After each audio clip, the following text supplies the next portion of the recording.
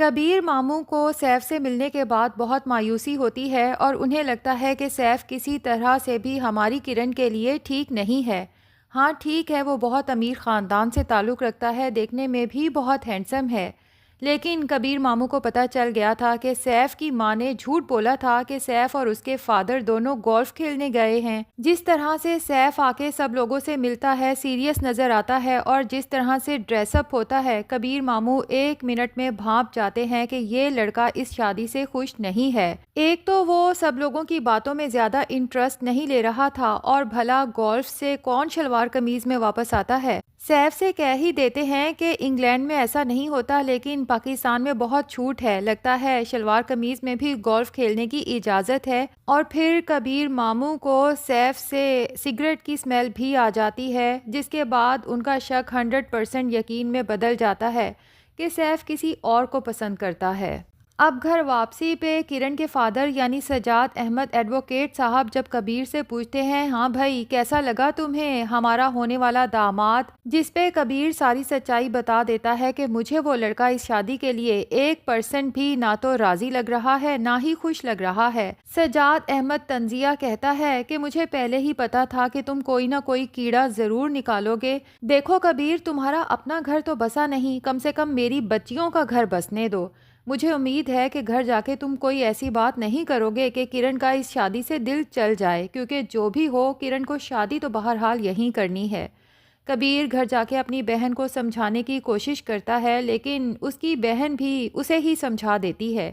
کہ سجاد احمد اپنی بیٹیوں سے بہت محبت کرتے ہیں، اگر انہوں نے سیف کو کرن کے لیے پسند کیا ہے تو یقیناً اسی میں کچھ بہتری ہوگی، اور ویسے بھی کرن ہماری پسند سے مطمئن ہے۔ جس پہ کبیر کہتا ہے کہ آپ نے تو کرن کو سیف سے بات تک کرنے کی اجازت نہیں دی، اس سے بات کرتی ملتی تب جا کے اسے پتا چلتا نا کہ سیف اس کے لیے بہتر ہے بھی یا نہیں۔ لیکن افسوس کی بات یہ ہے کہ ہمارے ہاں ماں باپ اپنی خوشی اور اطمینان کا ہوا اس قدر بٹھا دیتے ہیں کہ بیٹیاں سہم سی جاتی ہیں، ڈر سی جاتی ہیں، اور ان کی اس میں خوشی ہو یا نہ ہو لیکن اپنے ماں باپ کو خوش رکھنے کے لیے اپنی پوری زندگی قربان کرنے کو تیار ہو جاتی ہیں۔ آپ نے تو کرن کو کوئی چوائس ہی نہیں دی، پہلا ہی اچھا رشتہ آیا اور آپ نے فٹ سے ہاں کر دی۔ اتنے میں سجاد احمد بھی وہاں پہنچ جاتا ہے، اسے تو ویسے ہی کبیر سے اللہ واسطے کا بیر ہے، اسے زیادہ کچھ سنا نہیں سکتا کیونکہ جس گھر میں یہ لوگ رہتے ہیں دراصل وہ کبیر کا ہی ہے۔ اگر اتنی بڑی مجبوری نہ ہوتی تو سجاد احمد تو شاید کبیر جیسے آزاد خیال انسان کو اپنی بیٹیوں کے ارد گرد بھٹکنے بھی نہ دیتا۔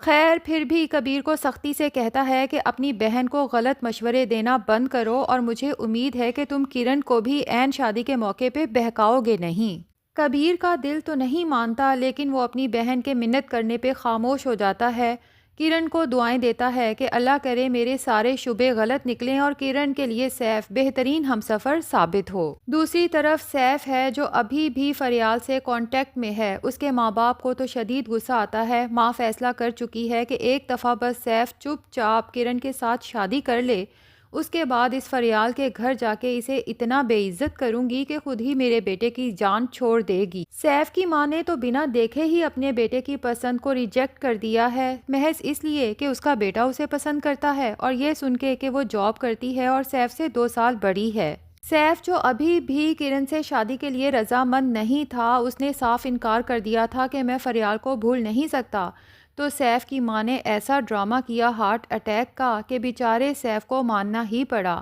جس کے بعد سیف کی ماں اپنی ڈاکٹر فرینڈ کو ابھی شکریہ ادا کرتی ہے کہ تم عین موقع پہ میرے بڑے کام آئی، کیونکہ ڈاکٹر فرینڈ سیف اور سارا کو سمجھا کے جاتی ہے کہ تمہاری امی کو جو ہارٹ اٹیک آیا ہے فی الحال تو مائنر ہے، لیکن اگر انہیں دوبارہ ہارٹ اٹیک آیا تو وہ جان لیوا بھی ثابت ہو سکتا ہے، اس لیے بہتر یہی ہے کہ ان کی خوشی کے لیے جو یہ کہتی ہیں ویسا ہی کیا جائے۔ اور پھر سیف کی خالہ اسے ایسی ایسی جھوٹی کہانیاں بنا کے سناتی ہیں کہ جب تم پیدا ہونے والے تھے تمہاری امی کی حالت بہت خراب ہو گئی تھی، اس کے باوجود بھی تمہارے پیدا ہونے کے بعد خراب حالت کے ساتھ ہی وہ تمہارا ہر کام خود کرتی تھیں، تو کیا یہ صلہ دو گے اپنی ماں کی قربانیوں کا کہ وہ فریال جو کل تمہاری زندگی میں آئی ہے وہ تمہاری ماں سے زیادہ اہمیت اختیار کر گئی، جس نے پال پوس کے تمہیں اتنا بڑا کیا، جوان کیا،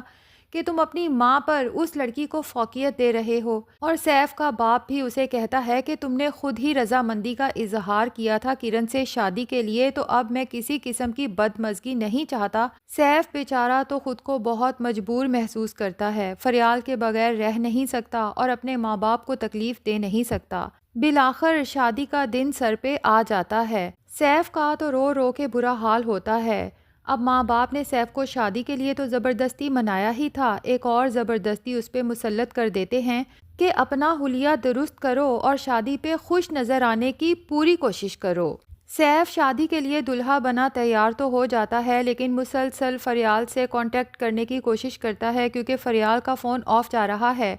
اور سیف کا دل بھی جیسے بند ہو رہا ہے کہ کہیں فریال مجھ سے ہمیشہ کے لیے سچ میں دور تو نہیں ہو جائے گی۔ دوسری طرف کرن ہے جو اپنے ماں باپ کے پسند کیے ہوئے لڑکے سے شادی تو کرنے جا رہی ہے، دلہن بنی بیٹھی ہے، لیکن اس کے دل میں جیسے خوشی کا شائبہ تک نہیں ہے، بلکہ ایک عجیب سا خوف ہے جیسے اس کے ساتھ کچھ بہت برا ہونے جا رہا ہے۔ اور ادھر معیز حسن، جس نے کرن کے کارڈ دینے پہ تو صاف انکار کر دیا تھا کہ میں تمہاری شادی پہ نہیں آؤں گا، اور کوکو ماموں کو معیز حسن کو دیکھتے ساتھ ہی اندازہ ہو گیا تھا کہ یہ لڑکا کرن سے بے تحاشا محبت کرتا ہے، لیکن اس نے کبھی بھی اظہار نہیں کیا۔ کرن کوکو ماموں کی بات پہ تو انکار کر دیتی ہے کہ ایسا کچھ نہیں ہے، لیکن جب اس کی دوست اسے بتاتی ہے کہ معیز کا تو رو رو کے برا حال تھا، اس سے تو ٹھیک سے بات بھی نہیں کی جا رہی تھی کہ کرن کی شادی آخر کیوں ہو رہی ہے، کیونکہ معیز تو تمہیں پرپوز کرنا چاہتا تھا، لیکن اس سے پہلے وہ اپنا ماسٹرز کمپلیٹ کر کے کوئی اچھی جاب کرنا چاہتا تھا۔ کرن کو اب سب کچھ یاد آتا ہے، ڈے 1 سے لے کے اینڈ تک معیز کس طرح سے ہر وقت اس کے ارد گرد رہنے کی کوشش کرتا تھا، مشکل میں اس کی ہیلپ کرتا تھا۔ کرن کو بہت افسوس ہوتا ہے کہ اسے معیز کی محبت آخر نظر کیوں نہیں آئی، لیکن ساتھ ہی اسے یہ بھی احساس ہوتا ہے کہ اگر اسے اس کی محبت کا پتہ چل بھی جاتا تب بھی کون سا اس کے پیرنٹس نے معیز کے ساتھ اس کی شادی کر دینی تھی۔ معیز کے فرینڈز اب جب کہتے ہیں کہ ہم سب کرن کی شادی پہ جا رہے ہیں تو تم بھی ہمارے ساتھ چلو، تو معیز کہتا ہے مجھ سے نہیں دیکھا جائے گا کرن کو کسی اور کا ہوتے ہوئے، لیکن معیز حسن کا دوست اسے سمجھاتا ہے کہ جن سے ہم محبت کرتے ہیں، جنہیں ہم خوش دیکھنا چاہتے ہیں، ہمارے اندر اتنا حوصلہ تو ہونا چاہیے کہ ہم اسے کسی اور کے ساتھ بھی خوش ہوتا ہوا دیکھ سکیں۔ معیز بھی اپنے دل کو تگڑا کرتا ہے اور فائنلی کرن کی شادی پہ جانے کا ارادہ کر لیتا ہے، لیکن جیسے ہی وہاں پہنچتا ہے اور کرن کو دلہن بنے بیٹھے دیکھتا ہے تو معیز اپنے جذبات پر کنٹرول نہیں کر پاتا، آنکھوں میں آنسو آ جاتے ہیں، لیکن زبردستی مسکراتے ہوئے کرن کے پاس جا کے اسے مبارکباد دینے کی کوشش کرتا ہے،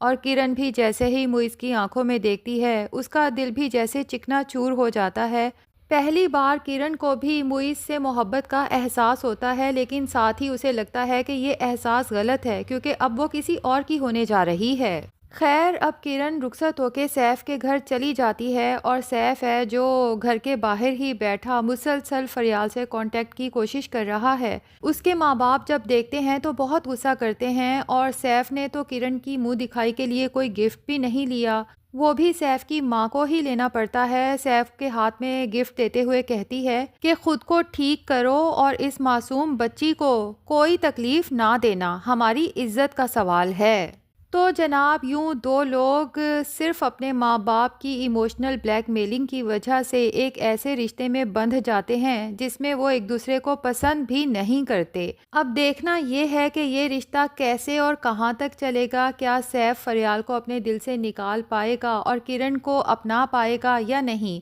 ناظرین، آپ کو یہ نیا ڈرامہ کیسا لگ رہا ہے کمنٹ سیکشن میں ضرور بتائیں، اور اگر ہمارے چینل پہ نئے ہیں تو پلیز چینل کو بھی سبسکرائب کر لیں۔